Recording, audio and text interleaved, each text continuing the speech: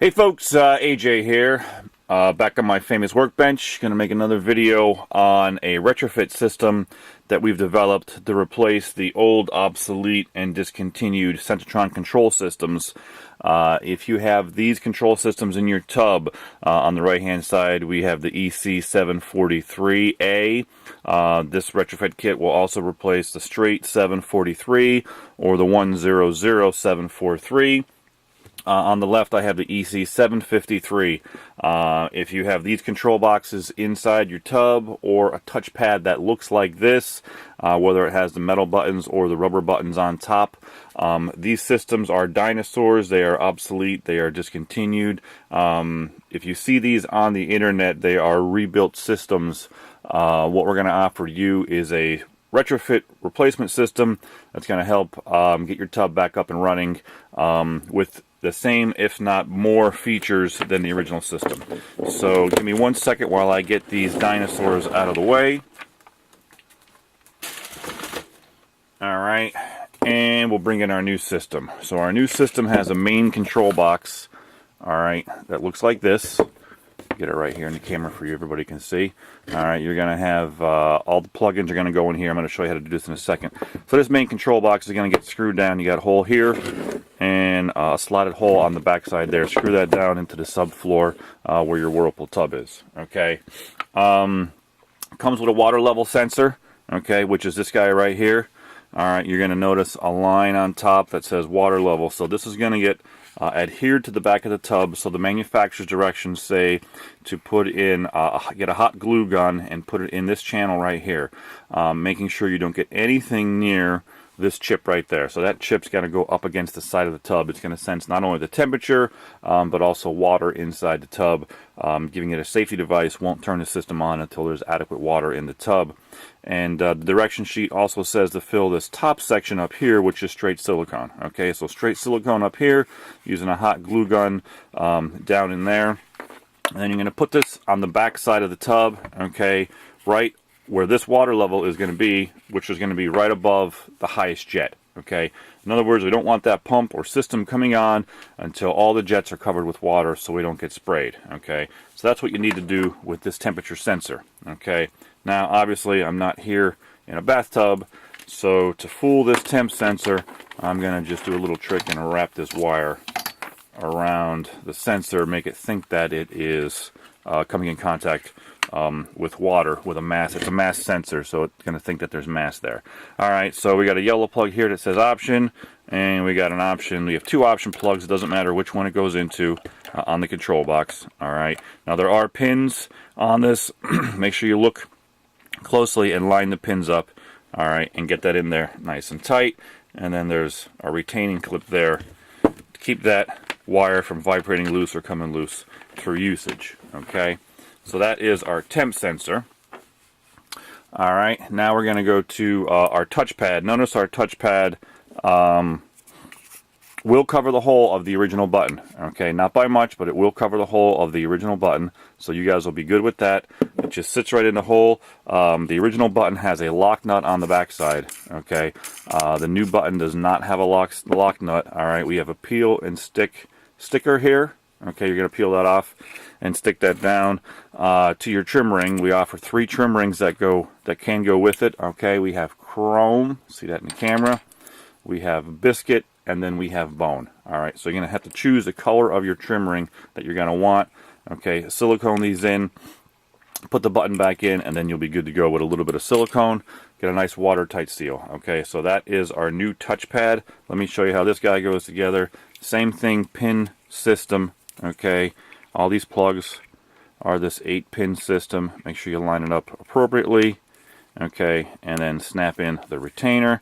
Okay, and again, everything's color-coded. Red display here, and the red display outlet on the bottom there.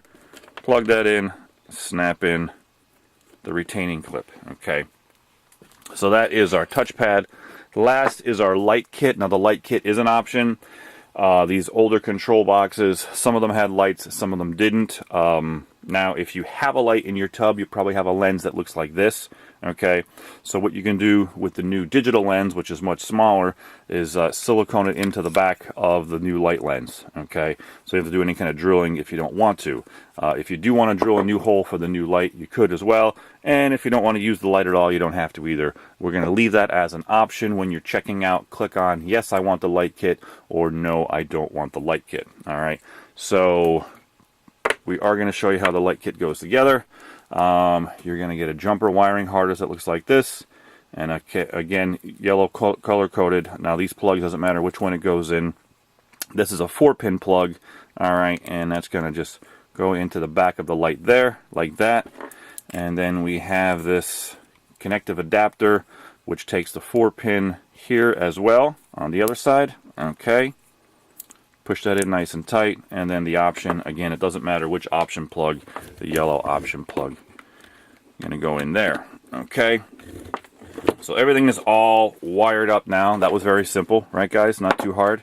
All right, just for 1 second, I'm going to slide this over. Okay, and I'm going to introduce you to the new pump. The new system has to use a new variable speed pump, okay, which is this guy right here. Now, you're going to get the new pump with the system. You're also going to get one union in case you need to make a plumbing adjustment, okay. You're going to get one union, and you're going to get one union extender, which is this guy right here. Use it wherever you need to. If you don't need to, that's fine. If you don't need to use it, that's fine. Keep it as a spare for the future. Union extenders are nice if you need to make up the difference, if there's a plumbing difference with the outputs of the new pump.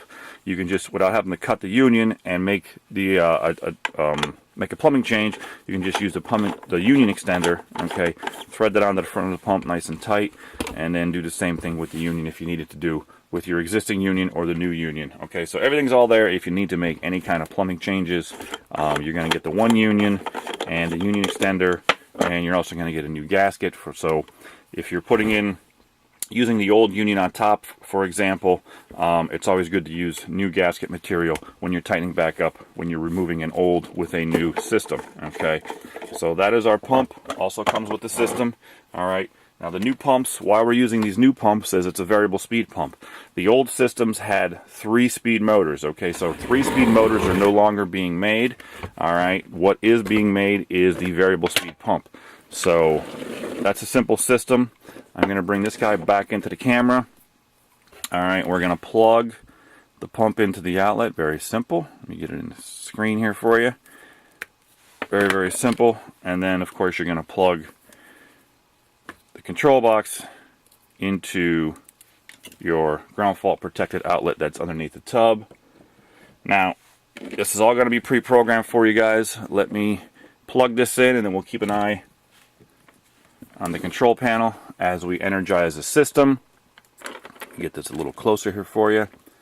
Alright, so we got 3 dashes, comes up first. Okay, and then it says CON CO4, so that's configuration 4. The system is pre-programmed for you, and configuration 4 operates a variable speed pump and a digital light.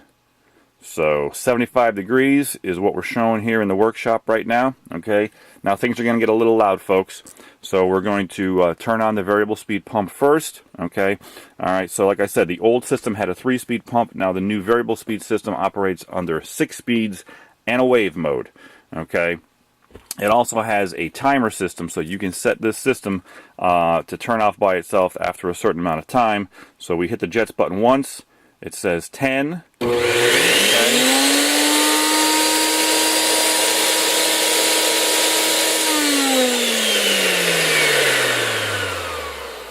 So as soon as I hit it once, it said 10. All right, so that is a 10-minute time delay. All right, if I press and hold it, it's going to, you can move up in, I believe, 10-minute increments. We'll see it in a second. 10-minute increments up to 30 minutes. Okay, so you can run the system up to 30 minutes until it turns off by itself. Okay, you hit the button again, it starts on speed number 6. You saw SP6. Okay, and if you press and hold the jets button, you're gonna decrease the speed. Okay, and eventually then you're gonna get into the wave mode or the pulse mode, and you'll see that come up on the display. All right, so we went up 2 degrees. We're at 77 degrees.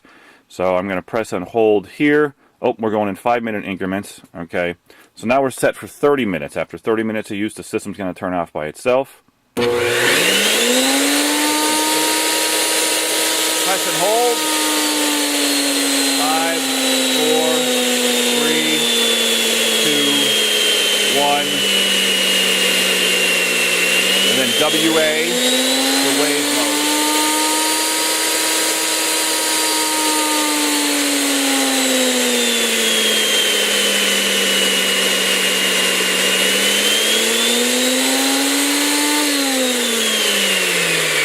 Okay, so you heard how that pump got louder and quieter. Well, it's the speed's changing, right? Wave mode is going to go up and down by itself, so that it's going to increase and decrease in pressure coming out of the jets. All right, so we pressed and held that button down to get down into wave mode.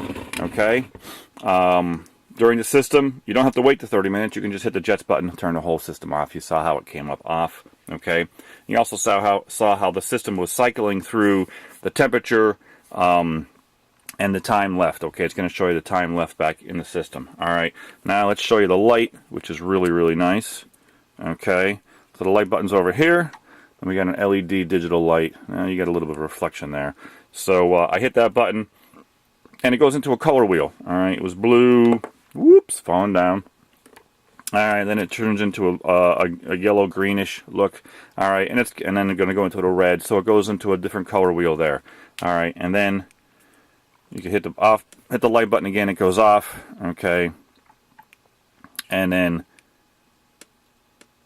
let's get this into different color functions. So then I got CO1, so it's going to stay there, okay. So you can mess around with that light button there and give you different light functions, which is neat, okay. So there it is, folks. That's our retrofit kit for these old Sensatron control systems. It is a phenomenal system. I've used this system as a retrofit on many other outdated, obsolete, and discontinued control system. Everybody loves it. It is the new state-of-the-art technology. It is the way to go.